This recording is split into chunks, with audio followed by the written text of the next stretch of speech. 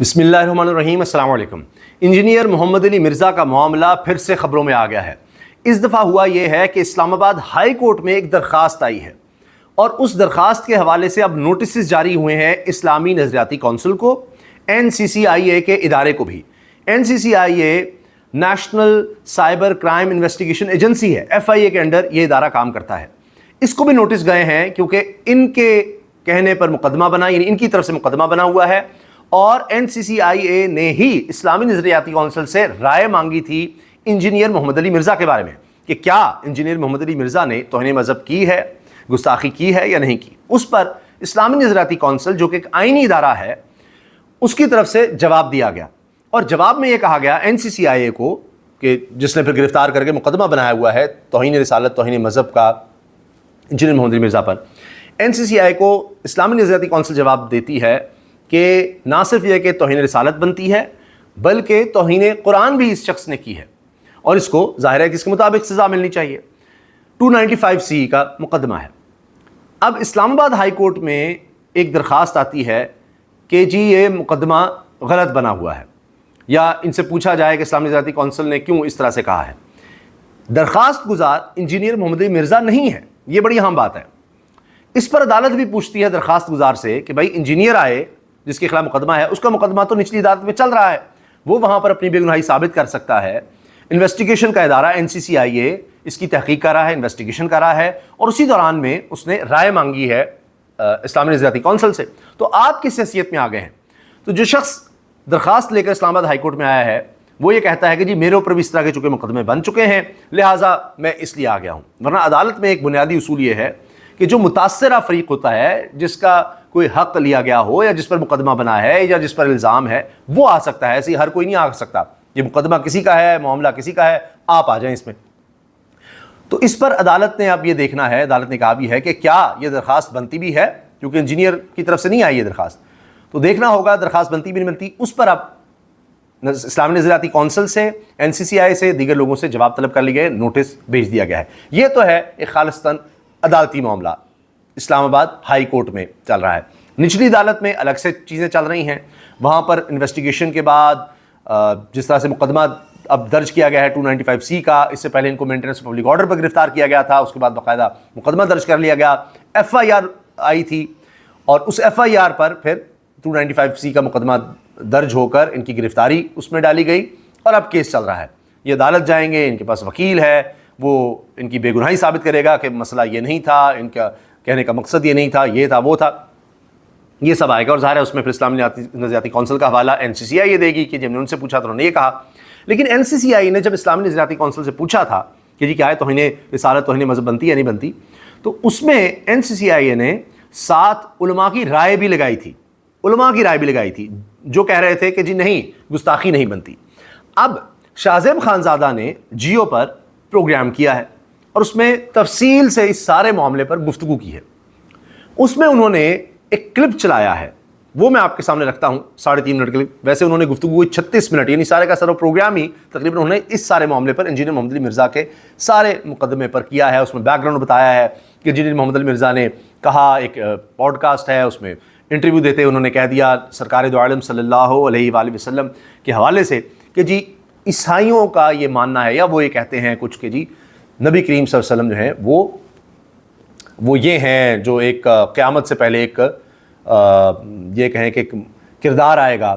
جس کے بارے میں یہ ہے، میں چونکہ ادب کا تقاضا یہ ہے کہ اس سے ہم منسوب بھی نہ کریں، انجینئر صاحب نے تو کر دیا، اسی لیے تو مقدمہ بنا ہے کہ انہوں نے کفریہ بات کو دہرایا، اور اس سے پہلے بھی ان پر اس طرح کے الزامات رکھتے رہے ہیں، وہ پہلے بھی گرفتار ہو چکے ہیں، پھر رہا ہوتے تھے، اب تو پھر یہ سارا مسئلہ بنا۔ تو سیدنا عیسیٰ علیہ السلام اور سیدنا امام مہدی کے حوالے سے یہ بات آتی ہے کہ ان کے مقابلے پر جو ایک کردار ہوگا، بدبخت اس کو کہیں، اور اس طرح سے جو ایک بد کردار ہوگا وہ ہوگا، اس کا نام جوڑ دیا، یعنی کہ جی حضور صلی اللہ علیہ وآلہ وسلم کے حوالے سے، نبی آخر الزمان کے بارے میں، خاتم النبیین صلی اللہ علیہ وسلم کے بارے میں عیسائیوں کا یہ نقطہ نظر ہے کہ وہ یہ ہیں، توبہ نعوذ باللہ۔ اور اس میں انہوں نے قرآن کا حوالہ دے دیا، جی قرآن میں تو اجازت ہے عیسائی خواتین سے شادی کرنے کی، جبکہ ان کا کانسیپٹ تو حضور کے بارے میں یہ ہے، تو پھر بھی قرآن ہمیں اجازت دے رہا ہے کہ ایسی عورتوں سے تم شادی کر سکتے ہو جو اہل کتاب ہیں، وہ کرسچن ہیں، اور ان کا جو مذہب ہے یا ان کا ماننا حضور کے بارے میں یہ ہے، پھر بھی ہمیں اجازت مل رہی ہے کہ جو حضور کے بارے میں ایسا توبہ نعوذ باللہ توبہ استغفار کہ جو ایسا تصور رکھے حضور کے بارے میں، اتنا کفریہ تصور رکھے، اس سے بھی شادی جو ہے وہ جائز ہے۔ اب یہاں اسلام نظریاتی کونسل کہتی ہے انہوں نے قرآن کی بھی غلط تشریح کی ہے، قرآن کے حوالے سے بھی غلط بات کر دی ہے، اس پہ توہین قرآن بھی بنتی ہے، توہین رسالت الگ 295C اور قرآن کی بھی، یہ انہوں نے آگے یہ بات بھی کہہ دی۔ اب یہ سارا سلسلہ چل رہا ہے۔ شاہ زیب خانزادہ نے کیا کیا ہے کہ انہوں نے دوسری رائے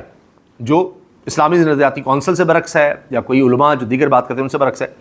تو ان تمام کی رائے جس میں مفتی طارق مسعود بھی ہیں اور اس میں غامدی ہیں اور دیگر علماء ہیں، ان کا اس میں موقف لیا ہے، جس میں شیعہ علماء بھی ہیں کہ جی انہوں نے کفریہ کلمات دہرائے ہیں۔ تو کفر کا دہرانا کفر نہیں ہوتا کہ کسی نے کہا ہے فلاں نے کہا ہے، تو اس لیے اب یہ ان کے دفاع میں یا ان کے حوالے سے جو باتیں ہوئی ہیں وہ کی جا رہی ہیں، اور وہ سنیے گا۔ میں آپ کو یہ سنواتا ہوں اور پھر تھوڑا سا اگر وقت ہوا تو اسلامی نظریاتی کونسل کی بھی بات کریں گے کہ ان کا کیا تھا موقف۔ اب یہ شاہ زیب خانزادہ نے یہ شیئر بھی کیا ہے کلپ، اور اس میں کہا ہے کہ کیا کسی کا بیان نقل کرنے پر توہین کا الزام لگ سکتا ہے؟ کیا توہین کے مقدمے اور الزام سے پہلے رجوع اور وضاحت کا موقع ملنا چاہیے؟ توہین کا جھوٹا الزام لگانے والے کی مذہب میں کیا سزا ہے؟ کیا انجینئر مرزا کیس میں اسلامی نظریاتی کونسل کی رائے درست ہے؟ یہ سنیے۔ نظریہ منسوخ کیا اور اسے دہرا دیا، جس سے گستاخی قرار دیا جا رہا ہے۔ محمد علی مرزا کو ابتدائی طور پر 26 اگست ڈپٹی کمشنر جیلم کے حکم خط لکھ کر محمد علی مرزا کے بارے میں اسلامی نظریاتی کونسل کی رائے طلب کی، اور اسلامی نظریاتی کونسل نے 24 ستمبر کو اپنے ابتدائی فیصلے میں کہہ دیا ان کا یہ طرز عمل سخت تعزیر۔ اچھا، یہ اس میں اسلامی نظریاتی کونسل بھی بتا رہے ہیں کہ انہوں نے نہ صرف یہ کہ توہین رسالت کی ہے بلکہ انہوں نے توہین قرآن بھی کی ہے، تو یہ بات ان کی ہے۔ اب یہ علماء کی رائے سنیے گا، انہوں نے پہلے اسلامی نظریاتی کونسل کا موقف بھی سامنے رکھا، اگر کسی موقع پر یہ دیکھیے، یہ تقریباً ہم نے 8 علماء کی رائے ہے۔ مکاتب فکر کے علماء سے بات کی اور ان کا موقف معلوم کیا، جبکہ کچھ علماء اپنا موقف مختلف پلیٹ فارمز پر دے چکے ہیں، وہ بھی ہم آپ کے سامنے رکھیں گے۔ ان میں سے متعدد علماء کو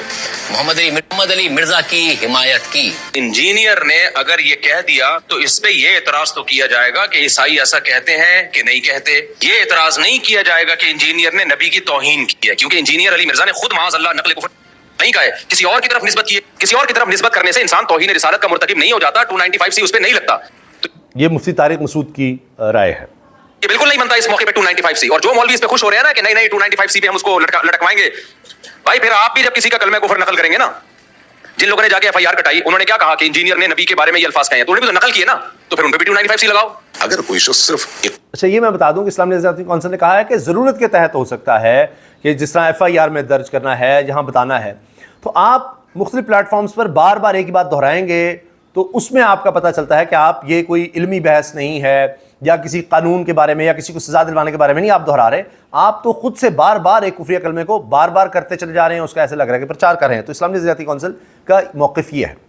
قول نقل کرے اور اس کی بنیاد پر آپ اس طرح کے قوانین کا اس کے خلاف استعمال کرنا شروع کر دیں تو پھر تو ایک ایسا طوفان کھڑا ہو جائے گا کہ آپ کی ساری کتابیں اس کی زد پہ آ جائیں گی۔ یہ علامہ امین شہیدی صاحب کا یہ کہنا ہے کہ جی پھر کتابوں میں چونکہ نقل ہوتا ہے کہ اگر آپ ایسی بات کریں گے تو آپ توہین کے مرتکب ہوں گے، تو ایسی بات تو کتابوں میں لکھی مل جاتی ہے کہ یہ توہین ہے، یہ بات کہنا توہین ہے، یہ نہیں کہنا چاہیے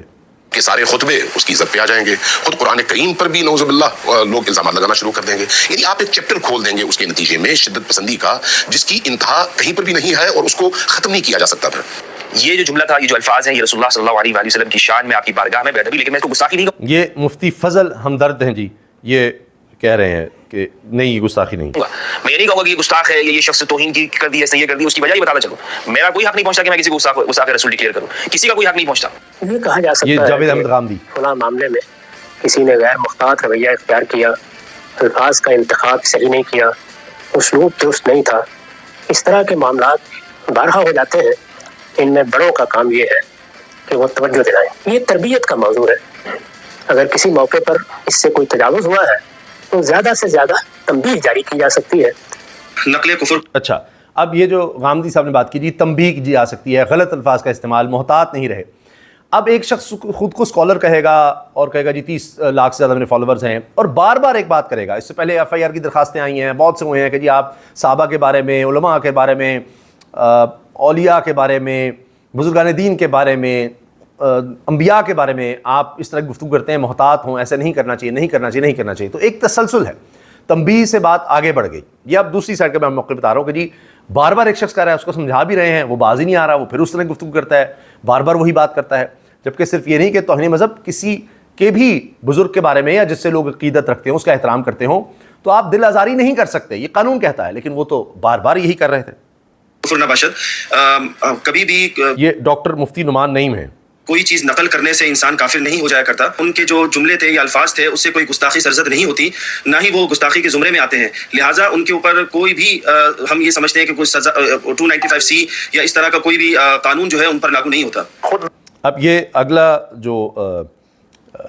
یہ کہیں موقف ہے وہ ہے علامہ سید جواد نقوی صاحب کا۔ نقل قول کوئی نہیں توہین شمار نہیں ہوتا، جیسا کہ ایک محاورہ بنا ہوا ہے کہ نقل کفر نہ باشد، کسی کفریہ کلمے کو نقل کرنا اچھا یہ ان کا ہو گیا جی جواد صاحب۔ اب یہ ہے مولانا عمار خان ناصر۔ یا بیان کرنا، یہ تو ظاہر توہین رسالت نہیں ہے۔ قرآن نے بے شمار نقل کیے ہیں، کفار کے جو تبصرے تھے رسول اللہ صلی اللہ علیہ وسلم، تو قرآن نے نقل کیے، تو اگر آپ وہ پڑھ کے سنائیں کہ کفار یہ کہتے تھے تو نقل کرنے والا تو توہین کا مجرم نہیں ہوگا۔ یہ مسئلہ خالص نقل کفر کا ہے، اور نقل کفر جو ہوتا ہے وہ کفر نہیں ہوتا۔ نقل کفر تو اللہ کے بندے، آپ یہی سمجھ لیجیے کہ اللہ تعالیٰ نے قرآن مجید میں کافروں کے قول نقل کیے ہیں کہ وہ کافر یہ کہتے ہیں، وہ یہود یہ کہتے ہیں، نصارہ یہ کہتے ہیں، ساری دنیا یہ کہتی پھرتی ہے۔ اب یہ کہہ رہے ہیں جی یہ ہاں جی کفر کو نقل کیا ہے انہوں نے، اس لیے نہیں، مگر مسئلہ وہی ہے کہ اب دوسری سائڈ ہی کہتی ہے کہ یہ بار بار کرتے رہے ہیں اس طرح کی بات، اور بغیر اس کے کہ جی کوئی علمی ڈیبیٹ ہے یا سمجھانے کے لیے یا بتانے کے لیے کفر ہے۔ آپ اب اس کو جوڑ اس طرح سے رہے کہ جی کوئی اگر کفریہ کلمہ بھی کہتا ہے تو یعنی یہ کفریہ کلمہ ہے، حضور کے بارے میں اس طرح کا تصور رکھنا ہے، بات کرنا، تو ایک تو عیسائی مذہب کے ماننے والے اسکالر کہتے ہیں ہمارے ہاں یہ کانسیپٹ ہی نہیں ہے، ایسا نظریہ نہیں ہے ہمارا حضور صلی اللہ علیہ وسلم کے بارے میں، ایک بات۔ دوسرا یہ کہ یہ کہہ دینا کہ جی جن کا یہ کہنا ہے تو قرآن اس کو جائز قرار دے رہا ہے، یہ اب اسلام نظریاتی کونسل کہتی ہے کہ یہ بھی غلط ہے، قرآن کے حوالے سے غلط تشریح کی اور پھر حضور کے بارے میں بار بار ایسا بولا بغیر کسی جواز کے کہ آپ اس طرح کفر نقل کرتے ہیں، کوئی اس کی وجہ ہونی چاہیے۔ جس طرح یہ بات آئی کہ جی FIR میں تو لکھنا پڑے گا، بتانا پڑے گا، یا قرآن کے حوالے دے رہے ہیں کہ قرآن میں تو پھر بتایا کہ بھئی یہ باتیں کرو گے تو تم توہین کے مرتکب ہو گئے، یہ مت کرو، تو سمجھانے کے لیے ہے۔ لیکن مرزا صاحب جہاں بیٹھتے ہیں، جدھر بھی ہوتے ہیں، کسی بھی انٹرویو میں وہ اس طرح کی باتیں لے آتے ہیں جو شاید موضوع بھی نہ ہو اور وہ بات کرتے ہیں، تو یہ اسلامی نظریاتی کونسل کی موقف ہے۔ بہرحال عدالت میں کیس ہے، اسلام آباد ہائی کورٹ نے بھی اب جواب مانگ لیا ہوا ہے، تو دیکھتے ہیں کہ کیا جواب آتا ہے اس کیس میں، آگے کیا ہوتا ہے۔ لیکن اتنی آسانی سے اب یہ اس کیس کا فیصلہ نہیں ہونے والا، چیزیں دونوں طرف سے آئیں گی، وکلاء ادھر سے بھی پیش ہوں گے، دیکھتے ہیں کہ سرکار کا موقف اس بارے میں کیا آتا ہے، ابھی تو وہ انویسٹیگیشن میں ہے، رائے لے رہے ہیں، اور دوسری طرف سے انجینئر محمد علی مرزا کے جو وکلاء ہوں گے وہ تو ظاہر ہے ان کا دفاع ہی کریں گے، پھر فیصلہ عدالت نے کرنا ہے، پھر عدالت کے فیصلے کے بعد پھر آگے پھر معاملہ مزید عدالتوں میں جائے گا، تو ابھی یہ اتنی آسانی سے معاملہ حل طلب نہیں نظر آتا، یہ آگے بات بڑھنی ہی بڑھنی ہے۔ اللہ حافظ۔